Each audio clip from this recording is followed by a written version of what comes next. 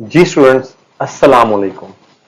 मैं हूं अहमद वकास, आपका फिजिक्स टीचर, और वेलकम करता हूं आपको अपने यूट्यूब चैनल फिजिक्स एक्सपेंशन पर। स्टूडेंट्स, हमारा जो प्रीवियस टॉपिक था वो था कैपेसिटेंस ऑफ अ कैपेसिटर से रेलेवेंट। हमने उसमें एक टॉपिक पढ़ा था कि इफेक्ट ऑफ मीडियम कुछ इस तरह से था कि मीडियम के आने से capacitance of a capacitor increase कर जाती है। तो स्टूडेंट, उसी टॉपिक को साथ लेकर चलते हैं। हमारे पास आज का जो हमारा टॉपिक है वो है electric polarization of dielectric. Student, capacitance increase करती है तो उसके पीछे मेन रीजन जो है वो डाइलेक्ट्रिक मटेरियल की पोलराइजेशन का होना होता है। स्टूडेंट्स, इससे पहले कि अपना आज का लेक्चर स्टार्ट करें, अगर आपने हमारा यूट्यूब चैनल सब्सक्राइब नहीं किया, इसे सब्सक्राइब भी करें और दोस्तों में शेयर करना बिल्कुल ना भूलिएगा। स्टूडेंट्स, हमारा आज का जो टॉपिक है, अपने टॉपिक पर चलते हैं। Electric polarization of dielectric. जब हम किसी भी डाइलेक्ट्रिक मटेरियल को एक प्लेट्स के दरमियान प्लेस करते हैं तो हमारे पास कुछ इस तरह से होता है कि जो नेगेटिव प्लेट होती है वो पॉजिटिव चार्जेस को अपनी तरफ अट्रैक्ट करती है और जो पॉजिटिव चार्जेस हैं उनको नेगेटिव प्लेट अट्रैक्ट करती है। स्टूडेंट्स, इस तरह से हमारे पास हम ये कहते हैं कि जब किसी भी मटेरियल, जैसा कि एक डाइलेक्ट्रिक मटेरियल है, उसको इलेक्ट्रिक फील्ड में प्लेस किया जाए तो डाइलेक्ट्रिक मटेरियल के डाइपोल बन जाते हैं और ऐसे मटेरियल को पोलराइज्ड मटेरियल कहा जाता है।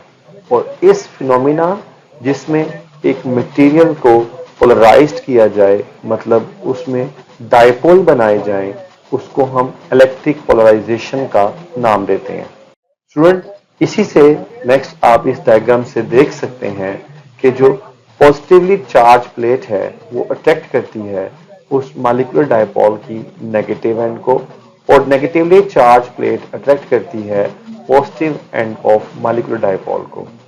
एज अ रिजल्ट, इस रिजल्ट में आप देखते हैं कि सरफेस चार्ज डेंसिटी जो सिग्मा है वो डिक्रीज कर जाती है। अगर सरफेस चार्ज डेंसिटी डिक्रीज कर जाए तो हमारे पास, ये मैंने आपको स्टूडेंट्स फॉर्मूला मेंशन किया है कि E is equal to sigma over epsilon not है। तो जब सरफेस चार्ज डेंसिटी डिक्रीज करेगी तो इलेक्ट्रिक फील्ड इंटेंसिटी भी स्टूडेंट यहाँ पे डिक्रीज कर जाएगी। इट्स मीन जब E डिक्रीज करेगी तो यहाँ पे स्टूडेंट छोटी सी एक डेफिनेशन भी मेंशन की है कि two equal and opposite charges separated by a small distance are said to form a dipole. Student, मैंने ये तो बताया कि डाइपोल बनते हैं, लेकिन हम पीछे ये नहीं बता पाए थे कि डाइपोल होता क्या है। तो ये स्टूडेंट छोटी सी डेफिनेशन डाइपोल की आ गई। इसी से नेक्स्ट हमें कंक्लूजन ये निकाला कि E डिक्रीज कर गया तो ये student E is equal to V by D होता है।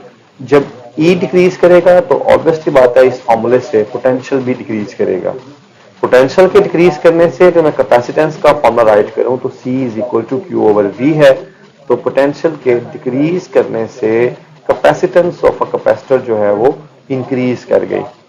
स्टूडेंट्स, इट्स मीन कि जब आप किसी इलेक्ट्रिक मीडियम को प्लेस करते हैं कैपेसिटर की प्लेट्स के दरमियान तो कैपेसिटर की जो कैपेसिटेंस है वो इंक्रीज कर जाती है। क्यों? क्योंकि due to polarization of dielectric material. Student, conclude करते हैं अपनी बात को कुछ इस तरह से कि जब भी आप इलेक्ट्रिक मीडियम को प्लेस करेंगे इलेक्ट्रिक फील्ड के अंदर तो उस मटेरियल के डाइपोल बन जाएंगे, मतलब मटेरियल पोलराइज्ड हो जाएगा और इस प्रोसेस को इलेक्ट्रिक पोलराइजेशन कहा जाएगा।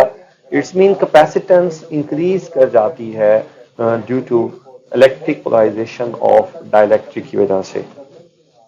जी स्टूडेंट्स, ये था हमारा आज का लेक्चर।